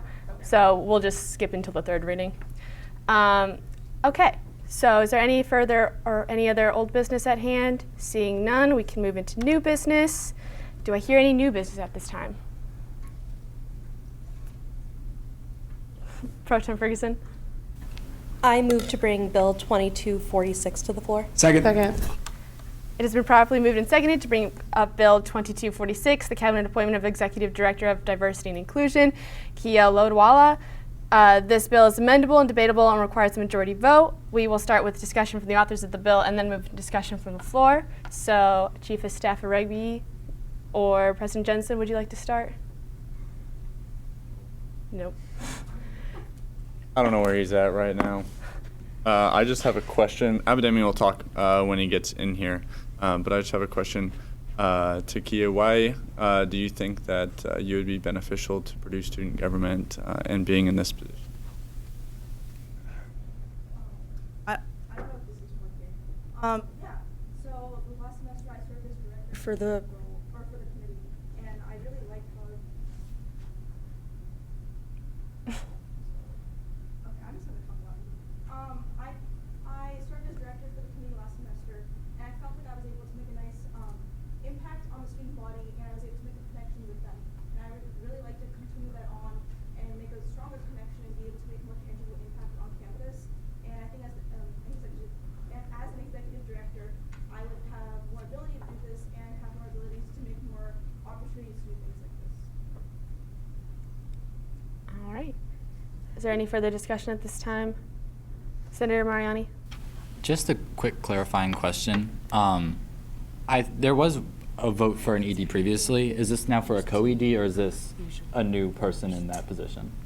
That ED graduated, so. Any further discussion? All right. Abidemi's not back, but I'm sure he has nothing but positive things to say. Otherwise, this appointment wouldn't have been sent in. So if there's no further discussion at this time, we can go ahead and move to a vote on Bill 2246. So all those in favor, please raise your name placards. Order, she's got to go. Oh, you're so right. I'm so sorry.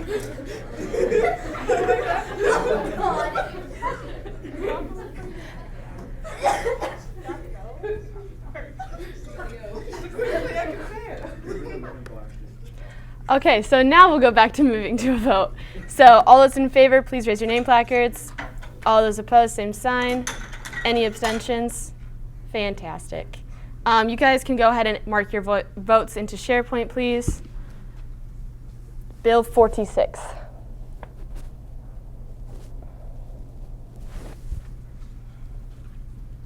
Yes. I accidentally typed 48, so I'm going to vote again. I'll delete it. Yep, thank you.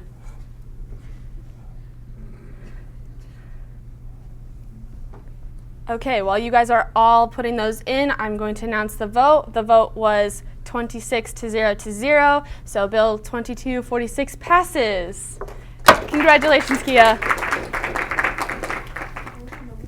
Okay, do I hear any other new business at this time?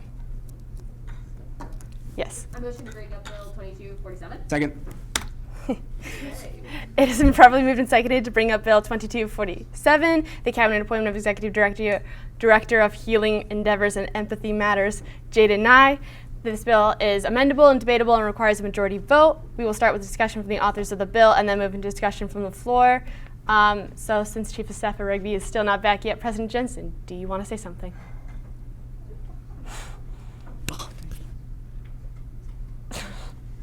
It's very dramatic. Okay, this one. I'm getting a workout in.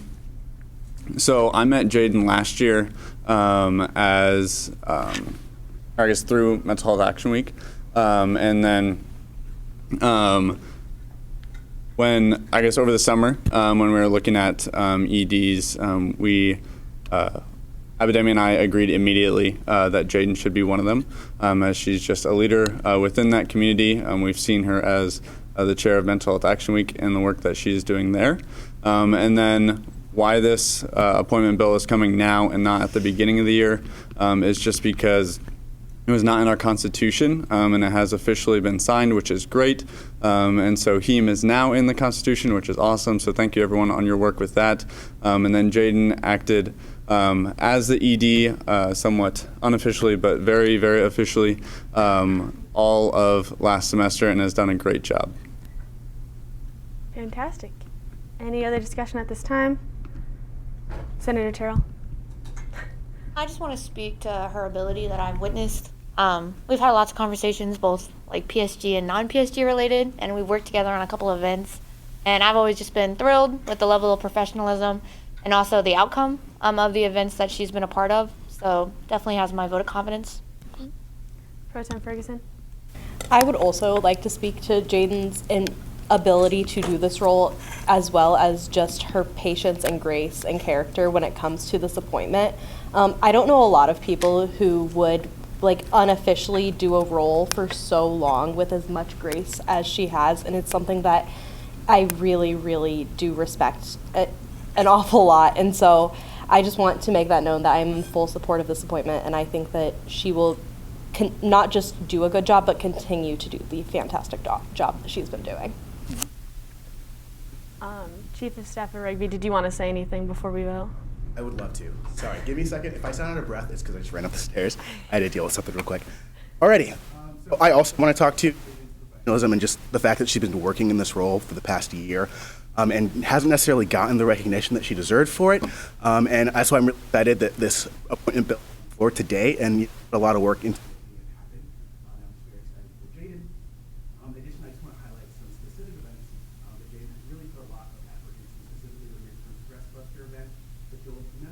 again, MHA as well. That's just such a huge accomplishment, and the fact that she's continuing on with MHA this year is very exciting. What more she can do with both MHA as well as her hopeful appointment as the executive director of HEAM. Fabulous. Any further discussion at this time? All right, seeing none, we can go ahead and move to a vote. So, Jaden, we will need you to leave.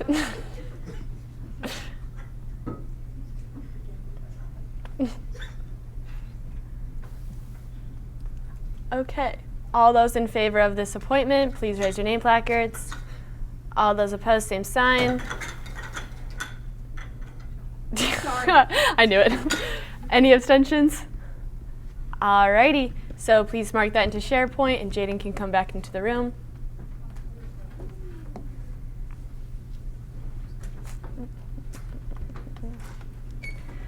Okay, so with the vote of 26 to 0 to 0, Bill 2247 passes. Congratulations, Jaden. Okay, do I hear any new business? Seeing none, we can now move into announcements. Do I hear any announcements at this time? Pro Tem Dodona. Senators are going afterwards to get something. Unsure what. There's been a lot of debate of what that is. So if you'd like to say it, even if you're not a senator, you're more than welcome to join us. We'll decide what we're going to go do afterwards. Other than that, nothing else.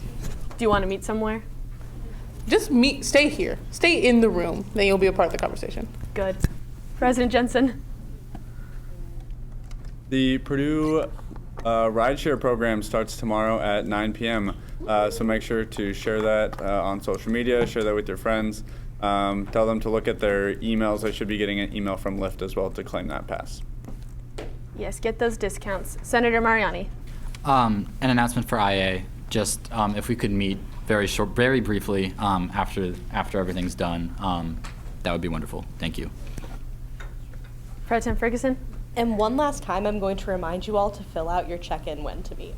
Those need to be scheduled, and Ellie cannot do that until, and your office hour things. And any link that I've sent you and said, please fill this out, just look back and see if you've done it, please. Thank you. Good.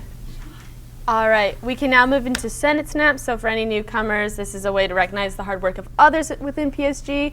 So, Pro Tem Ferguson. I have one for IA Chair Mariani, who worked over finals week to get our constitution and bylaw updates like really finalized, and it took really a load off of all of us going into winter break, and his continued effort on that is really appreciated. So thanks, Josh. Senator Brown. I just want to give a snap to everyone that spoke out tonight about an idea they had or whatever it was about the election committee. I know it was long. I know I myself, I'm like, okay, like this keeps going.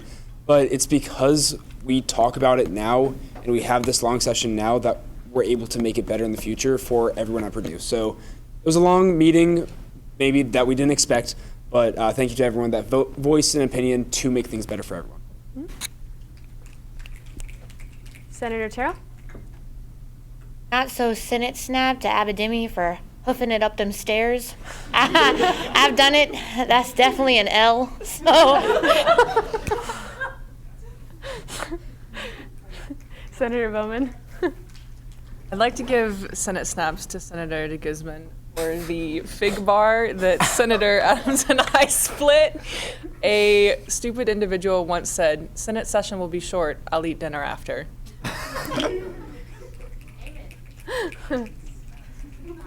All right. Senator Mariani. I'd like to give a Senate snap in return to the wonderful Pro Temp Ferguson, who helped a lot with the logistical side of getting the governing documents through, and I couldn't have done it without her. I also have a Senate snap for Katie for dealing with all my amendments tonight. Our Slack message channel is a bit of a mess. I apologize for that. And I'd finally like to give a Senate snap to Jaden for being finally able to be put in the position she's been helping with for a long time now. All right. Any other Senate snaps? Pro Tem Dodona? We've got some new senators who just sat through a really long session that was complicated. They definitely deserve Senate snaps, so Senate snaps to them, please. No promises. Alrighty, so any further Senate snaps? All right, seeing none, the chair would recognize a motion to adjourn. Second. You can just say I recognize. Senator Terrell. Madam Chair, I think I make a motion to adjourn. Second. Perfect. It has been properly motioned and seconded to adjourn the meeting. It is not amendable, not debatable, requires a 2/3 vote. All those in favor, please say aye. Aye. All those opposed? Any abstentions? The meeting is now adjourned. Thank you, everyone.